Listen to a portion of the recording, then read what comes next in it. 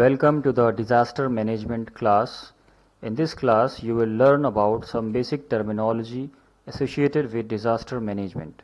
So here you are going to learn about the concept of hazard, vulnerability, risk, disaster, and the types of disasters. Now hazard is anything that has the potential to cause loss or harm. Now it can be a phenomena, a substance, a human activity or condition that has the potential to cause loss of life, injury or other health related impacts. It can be property damage, it can be loss of livelihoods and services, social and economic losses, environmental losses. In order to safeguard the society from hazards, they need to be mapped.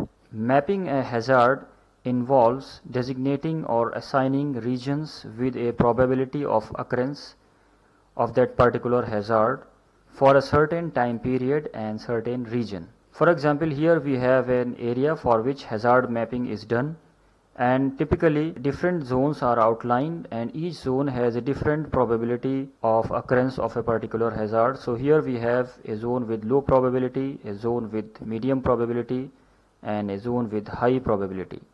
This kind of hazard zonation is very crucial, is very important for decision making regarding the mitigation of natural hazards. Then we have the concept of vulnerability, which is basically the weakness of an element that make it susceptible to any kind of loss or harm. So basically vulnerability is the characteristics, especially the weaknesses or the circumstances of a community, system or asset that make it susceptible to the damaging effects of a hazard. Now vulnerability is an internal factor. It is a factor that is inherent to the system or inherent to the population or community or let us say an infrastructure, and hazard is an external factor. So hazards can be transformed into disasters, but not necessarily. This is not necessary that all hazards are transformed into disasters. Hazards will be transformed into disasters depending on the vulnerabilities of the elements at risk. The elements may be community or populations or infrastructure or environment, whatever it is. So the vulnerability of these elements will govern whether the hazard is transformed into a disaster and to what extent it is transformed into a disaster. Then there is the concept of exposure. Exposure refers to the presence of elements, that is people, infrastructure, etc., that are at risk. So if no elements are present in a hazardous region, then there is no risk is involved. For example, if there is a landslide prone mountain slope, but nobody is living on that slope, then the exposure is zero and the risk involved is also zero. Then after hazard, vulnerability and exposure comes the concept of risk. So risk is a concept which describes a potential set of consequences that may arise from a given set of circumstances.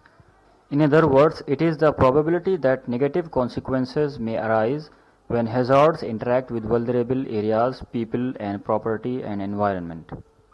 So risk is basically a combination of hazards, vulnerabilities and the exposure of elements. So there is a concept of risk triangle, and this involves the three components on each side of a triangle. So basically the area of the triangle represents the amount of risk and the sides of the triangle represent hazard, exposure and vulnerability. So if any of these sides increases, the area of the triangle increases, hence the amount of risk will also increase. And if one of the sides decreases, the amount of risk decreases, and if we are able to eliminate any of the sides, then we can eliminate the risk altogether. So let us understand this with the help of an analogy. So there are two people, A and B, and they have to reach their destination. There are two paths to reach the destination, and one of these paths is less hazardous and the other path has got some bad guys or some criminals or robbers present in, and obviously this makes it a hazardous route. So if A and B both the people choose the less hazardous route. They are having a low exposure to hazard. Now if they choose the more hazardous route, they are exposing themselves to the hazard, so they have more exposure to the hazard. Now if let us say the person A has low vulnerability and person B has a high vulnerability. So their vulnerabilities, as we have discussed before, these are inherent characteristics. Let's say the person A has got a good fighting skills and he also has a weapon with him, and let's say the person B has poor fighting skills and he does not have a weapon with him. So now if the person B moves on to this more hazardous route, he is exposed to the hazard, but since his vulnerability is high, he has more risk of a disaster and he can possibly meet a disaster, as seen here. While the person A, because he has got less vulnerability, he can move on to his destination without encountering or without having a disaster. So in the same way, let's have another analogy. Here is a landscape where we have two different faults on the right hand side, and one of these faults is active fault A, so it poses a greater hazard in the region surrounding the fault. And then there is another fault, fault B, which is less active and it poses a moderate hazard in the region surrounding the fault. And then far away from these fault zones, the landscape has a low seismic hazard. So here this is the zonation of the landscape or the region into a high hazard and moderate hazard and low hazard zones. Then comes the exposure of the elements. So let us say the element over here is infrastructure. So we have some infrastructure in the high hazard zone. Now this infrastructure is having more exposure to the hazard because it is constructed in the high hazard region. And let us say there is another infrastructure, another building in the low hazard region, so it has got less exposure to the hazard. Then comes the concept of vulnerability. So vulnerability, as we have discussed, that it is an inherent feature of the system or of the element that is having risk. So here let us say this building, the red building, is not constructed with earthquake resistant techniques. It has a faulty construction, so it will be more vulnerable to a seismic hazard, while this building, it is constructed with earthquake resistant techniques and it is less vulnerable to seismic hazards. So we can say that this particular infrastructure or building has the maximum risk, while this building will have a lesser risk, and the building which is constructed in a low hazard region, and if it is constructed with earthquake resistant material and techniques, then it will have the least risk from a seismic hazard. Then comes the concept of disaster. So we have seen what is hazard, what is vulnerability, what is exposure, and then we have also seen what is risk. So basically disaster is the realization of a risk. Until the event has not taken place and there has been no negative consequences, until then it will be a probability. There will be always a potential, a probability of occurrence. But when the event has occurred, it has taken place in reality and it has caused some losses, then we will say it is a disaster. So basically disaster is the realization of a risk. And if we want a more comprehensive definition, then we can say that it is an event or a series of events which give rise to casualties, deaths and injuries, damages or loss of properties, infrastructure, environment, essential services and means of livelihood.